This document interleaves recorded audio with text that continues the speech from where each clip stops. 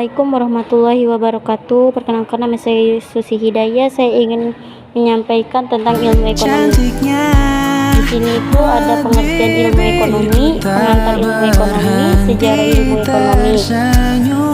Dan yang pertama itu ada pengertian ilmu ekonomi.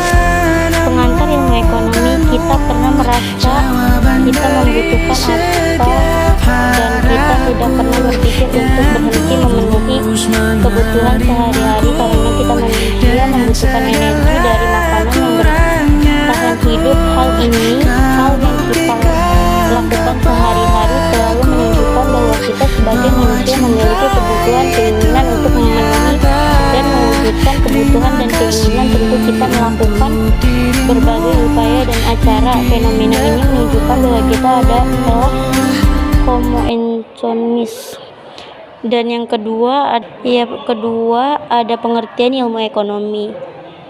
Ilmu ekonomi adalah ilmu yang mempelajari perilaku manusia dalam memiliki dan menciptakan kemakmuran. Inti masalah ekonomi adalah adanya ketidakseimbangan antara kebutuhan manusia yang tidak berbatas dengan alat pemuas kebutuhan yang berjumlah terbatas. Permasalahan tersebut kemudian menyebabkan timbulnya kelangkaan. Dan yang ketiga ada sejarah ilmu ekonomi. Sejarah ilmu ekonomi timbul dan berkembang dengan caranya sendiri.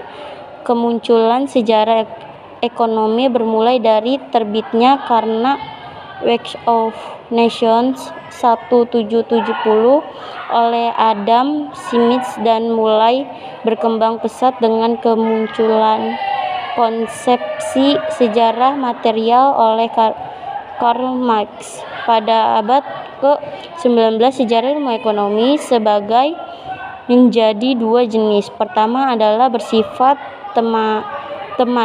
tematik, yaitu yang lebih menekankan aspek kegiatan ekonomi atau teman-teman ekonomi dalam sejarah. Kedua ialah bersifat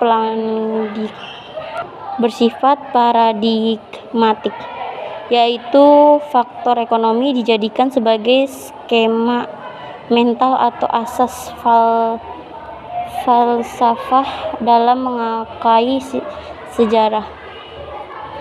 Itu saja dari kami, dan itu aja dari saya.